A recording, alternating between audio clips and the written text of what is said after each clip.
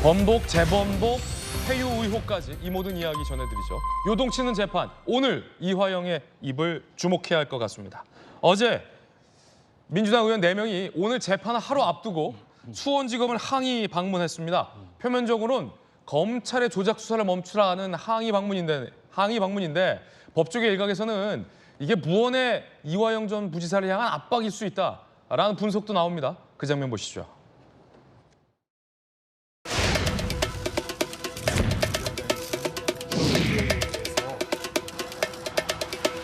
검찰은 이화영 경기도 평화부지사 등에 대한 반인권적 조작 수사와 거짓 언론 플레이를 즉각 중단하시기 바랍니다.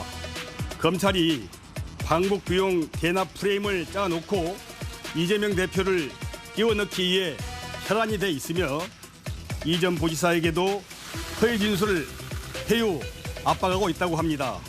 수원지검장이 국회의원들의 방문을 받아들이지 않고 있습니다. 자신들의 한 행위가 저희가 지적하는 것과 같은 진실일 것이다라고 하는 것을 반증하는 거라고 봅니다.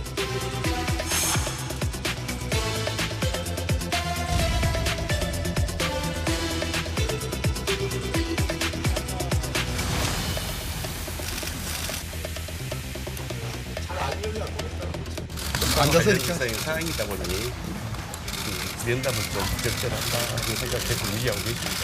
저희가 친절히 잘 전달해 드리겠습니다. 수사 중이라고 해서 인권 침해가 이루어지면 안 되잖아요.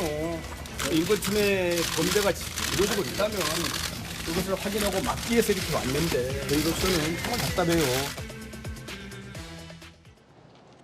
흥미로운 대목은 오늘 한 보도, 중앙일보 보도에 따르면 야당 의원들의 이 같은 소위 실력 행사, 연좌 농성, 이화영 전 부지사가 조금 부담스럽다라는 입장을 내비쳤다라는 보도도 나왔습니다. 물론 사실 여부는 좀 더 확인해 봐야겠는데요. 보도 내용 함께 보시죠. 참 흥미로운 대목이죠. 항의 방문에 대해서, 야당 의원들 항의 방문에 대해서 이화영 전 부지사가 부담된다. 이화영 전 부지사 측, 이 전 부지사 당 개입으로 인한 여당 정치 공세, 재판 왜곡이 걱정된다. 라는 얘기도 나오고 있습니다. 부담된다. 재판을 하루 앞둔 야당 의원들의 이 같은 항의 방문과 연좌 농성이 부담된다라는 보도입니다. 이화영 전 부지사, 그전엔 별로 신경 안 쓰다가 이 대표가 엮이니 의원들이 급하게 오신 게 아닌가라는 이야기를 이화영 전 부지사 측에서 했다라는 보도도 나왔습니다. 그전에는 별로 신경 안 쓰다가 내버려 두더니 내가 검찰에서 진술하니까 갑자기 의원들이 신경 쓴다. 부담된다라는 입장도 전해지고 있는데 일각의 보도입니다. 현재로선 부담스럽다. 김재섭 전 비대위원님, 네. 이게 사실은 표면적으로는 수원지검을 찾는 야당 의원들의 항의였는데 네. 이화영 전 부지사는 이 보도에 따르면 이게 좀 부담스럽다. 왜 부담스러울까요? 그 약간 좀 불만도 있는 것 같아요. 이 보도대로라면 네. 그동안 그냥 내버려 두더니 이재명 대표 언급되니까 이제야 온다. 얼마나 억울하겠습니까? 얼마나 억울해요? 네, 본인 입장에서도 뭐 검찰이 무리하게 수사한다 이런 얘기 많이 있었지만 실제로 도와준 적은 없었다는 거 아니에요. 결국에는 그 민주당 민주연구원의 부원장 한 분 정도를 변호사로 선임해서 도와준 것 말고는 실질적으로 당에서 도와준 게 없다 이런 보도들이 나오고 있는 상황인데 갑자기 이화영 전 지사가 대북 송금과 관련돼서 이재명 대표와 연관성을 시사하는 듯한 발언을 하니까 갑자기 민주당에 있는 중진 의원 포함해서 박범계 의원도 지금 보이시던데 포함해가지고 앞에서 농성하고 이러시면 갑자기 좀 어처구니가 없을 것 같긴 해요. 법무부 장관을 지냈던 네, 박범계 의원이 심지어 법무부 장관을 지냈던 얼마 예. 전까지 우리가 그 검찰의 뭐 최종 책임자라고 할 수 있는 그런 분이 앞에 나와서 농성까지 하고 있는데 부담스럽지 않을 수가 없을 것 같습니다. 그리고 방식 자체도 그렇지 않습니까? 굉장히 막무가내 아니에요. 가서 이 기자들과의 대답에 있어서 민주당 의원들은 인권 침해라고 정의를 해버려요. 검찰이 인권 침해를 하고 있다. 근데 지금 이화영 전 부지사 전부 변호사가 동석해서 지금 대응하고 있는 거 아니겠습니까? 이렇게 인권 침해 쉽게 이루어지지 않습니다. 그런데 본인의 수사를 검찰이 인권 침해한다고 정의를 해버립니다. 농성을 하는 의원들이. 게다가 이화영 전 지사 측에서는 부담스러울 수밖에 없는 게 어쨌든 검찰과 그 본인의 변호인들과 함께 이 사건 수사를 대응을 해나가야 되는데 검찰을 너무 무리하게 민주당 의원들이 압박하는 모양새를 취하고 있거든요. 게다가 수사기관 못 믿겠다라는 이야기를 이재명 대표뿐만 아니라 민주당에 있는 인사들이 다 이야기하고 있어요. 수사받는 입장에서 얼마나 부담스럽겠어요. 만약에 만에 하나 혹에 하나 인정할 건 인정하고 협조할 건 협조해야지라는 마음을 먹었는데 그렇죠. 야당 의원들이 여기서 수원지검을 이렇게 하면 정말로 수사나 재판이 좀 왜곡될 수 있다, 이런 걱정할 수 있다, 이런 그럼요. 분석이군요. 자, 본인이 협조를 한다고 하더라도 그리고 진실을 말했는데 그게 만약에 이재명 대표가 민주당에 불리하다고 치면 민주당 의원들이 또 나와서 나는 솔직하게 얘기했는데 민주당 의원들이 내 말이 솔직하지 않다고 정해버릴 수도 있는 거거든요. 예. 얼마나 부담스럽겠어요. 그렇게 되면 솔직히 이야기를 하든 아니면 이재명 대표를 위해 가령 뭐 이재명 대표에 유리한 진술을 한다 하든 결국 모든 책임은 본인에 지게 되겠거든요. 최종적으로는. 그런 입장에서 아마 부담스럽다는 이야기를 아마 공공연하게 하지 않았나 그렇게 저는 싶습니다. 그렇군요. 여당에서는 과연 어떤 입장일까요? 여당 이야기 들어보시죠.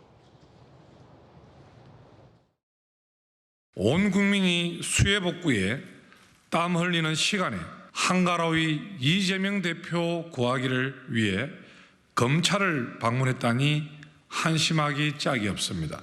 애당초 가능성도 없는 지검장과 만남을 핑계로 검찰에 우르르 몰려가 20여 분간의 압박쇼를 한 이유는 자명합니다.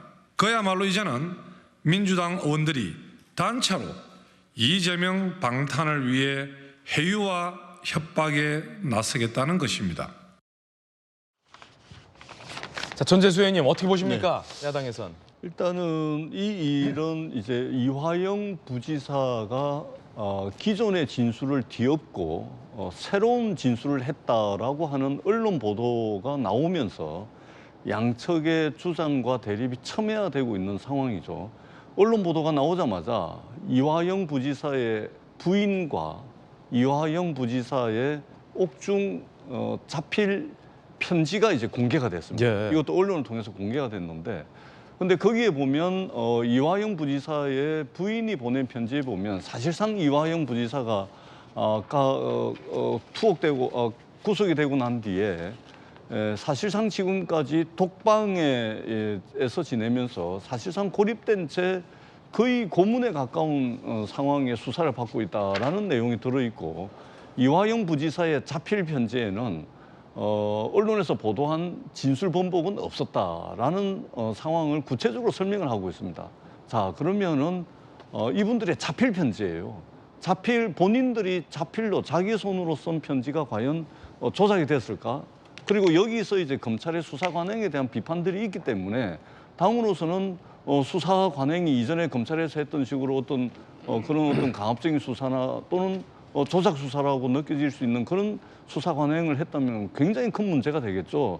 대한민국의 형사사법 체계를 무너뜨릴 수 있는 문제이기 때문에 자필 편지에 근거해서 인권위원장 또 법률위원장이 검찰에 항의 방문을 한 겁니다. 그렇기 때문에 충분히 민주당으로서는 자필 편지에 근거한 그런 정치적 행위이기 때문에 충분히 이제 야당으로서는 그럴 수밖에 없다는 말씀을 드리고, 양측의 주장이 너무나 첨예하게 대립하고 갈등하고 있습니다. 오늘 이 재판이 열립니다. 예. 결국은 법정에서 이화영 부지사의 진술이 어떻게 나올 것인지, 그리고 이 진술을 뒷받침할 수 있는 검찰의 증거와 정황, 또 물증이 어떤 것이 제시가 될 것인지 오늘이 지나면 다 판가름이 난다고 저는 생각을 합니다. 한번 오늘 법정을 한번 보자라는 말씀을 드리겠습니다. 자, 그래서 검사 출신의 김광삼 변호사님, 이거 어떻게 된 일입니까? 분명히 많은 언론 보도로는 검찰을 통해서 취재한 바에 따르면 이화영 전 부지사가 검찰 조사 과정에서 이 대표의 방북을 김성태 회장에게 부탁했고 이재명 대표에게도 방북 비용을 쌍방울이 대줄 것 같다라는 취지의 보고를 재차했다라는 이야기의 보도들이 굉장히 많았잖아요. 근데 이화영 전 부지사가 이 자필 입장문을 통해서 부인하긴 했지만 조금 애매한 측면도 있어요. 예를 들어 이 대표의 방북을 김성태 회장에게 부탁하긴 했다. 하지만 돈을 내달라고는 안 했다. 그리고 이재명 대표에 대한 보고권도 사전 보고는 없었다. 라는 단서를 달아서 일부 부인하기도 했어요. 완전히 진술을 뒤집은 건가? 라는 부분에 대해서 법조계에서도 말이 많더라고요. 오늘 만약에 재판이잖아요. 김광삼 변호사님이 재판에 들어가면 검사라면, 담당 검사라면 어떤 걸 묻겠습니까? 일단 이제 오늘 재판 들어가면 지난 24일 재판 이후에 엄청난 정치적 논란 그리고 뭐 옥중서신, 탄원서 이런 게 있었잖아요. 그럼 이제 제가 검사라고 한다면 일단 이제 재판이 본격적으로 시작하기 전에 예. 재판장님 오늘 재판을 시작하기 전에 피고인에게 제가 신문할 게 몇 가지 있습니다. 리스터 재판장한테 양해를 좀 구할 거예요. 그런 다음에 이제 몇 가지 좀 질문을 할 거예요. 예. 피고인 지난 7월 초에 이제 검찰에서 피의자 신문조서 조사 받은 적 있죠. 그럼 있다고 할 거 아니에요. 예. 그때 피고인이 이재명 대표에게 보고를 했다고 했고 김성태 대표에게도 도와달라고 이재명 대표 방법을 도와달라고 이렇게 진술할 수 있지 않습니까? 이렇게 물을 거예요. 묻죠. 그럼 이제 부인을 하든지 인정하든지 할 거 아니에요. 예. 만약 부인을 하게 되면 증인 조사받을 때 그때 변호인 누구누가 참여하지 않았어요? 이렇게 물어볼 것이고 예. 그다음에 검찰에 어떤 회유나 압박이 있었습니까? 그러면 제가 볼 때는 조사할 때 변호사가 참여했는데 회유 압박이 있겠습니까? 지금 계속적으로 이화영 전 부지사를 독방에 가둬놓고 어쩌고저쩌고 그런 얘기 하잖아요. 지금 변호인하고 한 170회 정도 접견한 사실이 있죠. 예. 더구나 특별면에 한 5회 정도 하지 않았습니까? 이렇게 묻는다. 그러니까 이제 자의적으로 진술했다는 걸 이제 나타내기 위한 거죠. 법원에서는 거짓말하면 안 되잖아요. 그렇죠. 그래서 그런데 피고인이 지난 24일 재판 때 일부 이재명 대표와의 연관성을 인정했다는 보도가 나간 다음에 지금 민주당 국회의원 특히 이재명 대표 측근으로 분류되는 김모 의원을 만났죠. 그럼 만났다고 할 거 아니에요? 회유 의혹까지 검사라면 이 재판장에서 다 따져 물을 것이다. 그렇죠. 아니 만나서 무슨 얘기를 했나요? 이렇게 물을 거예요. 그럼 이제 뭐 일반적인 얘기했다 그렇게 할 가능성이 크고 그런데 피고인이 민주당 의원을 만난 이후에 피고인의 처가 갑자기 탄원서를 내면서 진술의 회유와 압박에 의해서 어쩔 수 없이 한 것이라는 취지로 얘기를 하고 있고 증인이 옥중서신을 냈지 않습니까? 거기에 보면 그전에 진술했던 걸 마치 부인한 듯한 모습을 보이고 있어요. 그러면 민주당 의원이 증인을 회유나 압박한 거 아니에요? 그렇게 물어볼 거예요. 그러면 본인이 뭐 기다 아니다 이렇게 할 거 아니에요. 그러면 사실 지금 전해왔던 진술 조서를 전부 다 진읽어보고 내용을 다 확인했지 않느냐? 그리고 변호인도 그 자리에 있었지 않느냐? 그럼 이제 다 얘기할 거 아니에요.